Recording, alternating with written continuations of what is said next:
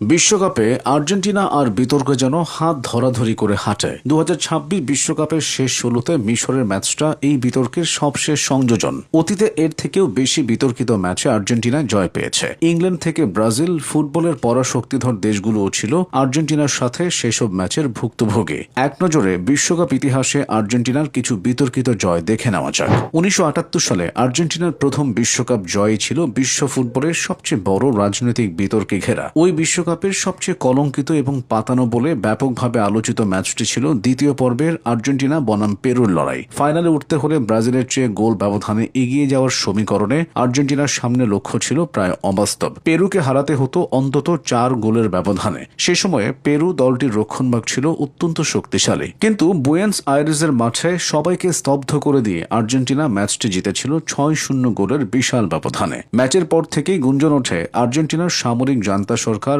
পর্দার আড়ালে পেরুর খেলোয়াড় ও সরকারকে বিপুল পরিমাণ গম উপহার এবং বিশাল আর্থিক সুবিধা দিয়ে ম্যাচটি কিনে নিয়েছিল।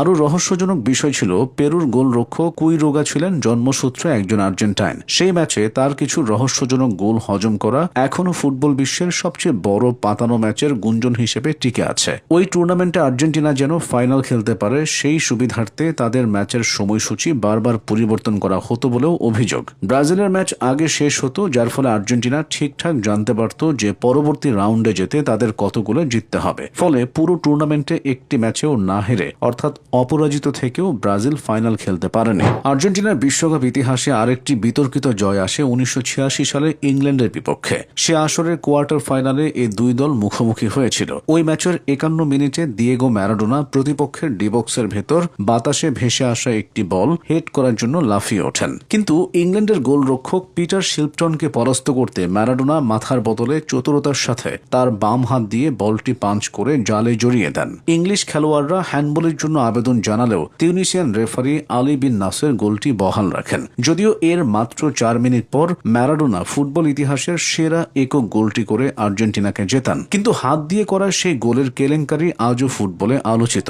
সেই কেলেঙ্কারির দাগ মুছতে না মুছতেই পরের আসরে অর্থাৎ 1990 বিশ্বকাপে আরেকটি বিতর্কিত ঘটনার জন্ম দেয় টিম আর্জেন্টিনা। সেবার রাউন্ড অফ 16-এর সেই হাই ভোল্টেজ ম্যাচে ব্রাজিলের আক্রমণ ভাগের তীব্রতায় কোণঠাসা ছিল আর্জেন্টিনা। ম্যাচের 39 মিনিটে আর্জেন্টিনার এক খেলোয়াড় ইনজুরিতে পড়লে মাঠের ভেতর মেডিকেল স্টাফরা প্রবেশ করেন। ঠিক এই সুযোগে ব্রাজিলের লেফট ব্যাক ব্রাঙ্কো তৃষ্ণা মেটাতে আর্জেন্টিনার ট্রেনার মিগুয়েল ডি লরেঞ্জোর কাছ থেকে একটি পানির বোতল চেয়ে নেন, কিন্তু সেই বোতলের পানি সাধারণ কোনো পানি ছিল না। পানি খাওয়ার কিছুক্ষণের মধ্যেই ব্রাঙ্কো মাঠে ঝিমিয়ে পড়েন। তার চোখ ঘোলাটে হয়ে আসে এবং তিনি শারীরিক অস্বস্তি বোধ করতে থাকেন। ওই ঝিমুনির সুযোগেই ম্যাচের 81 মিনিটে ম্যারাডোনার পাস থেকে ক্লদিও ক্যানিজিয়া গোল করে ব্রাজিলকে বিশ্বকাপ থেকে ছিটকে দেয়। ঘটনার প্রায় 14 বছর পর 2004 সালে খোদ দিয়েগো ম্যারাডোনা আর্জেন্টিনার একটি জনপ্রিয় টিভি শোতে এই নোংরা ঘটনার সত্যতা স্বীকার করেন। তিনি বলেন ওই পানির বোতলে শক্তিশালী ট্রাঙ্গুয়েলাইজার মেশানো ছিল। ফুটবল বিশ্বে সে ঘটনা হোলি ওয়াটার কেলেঙ্কারি নামে পরিচিতি পায়। এসব ঘটনার পর ফুটবলে আধুনিকতা এসেছে,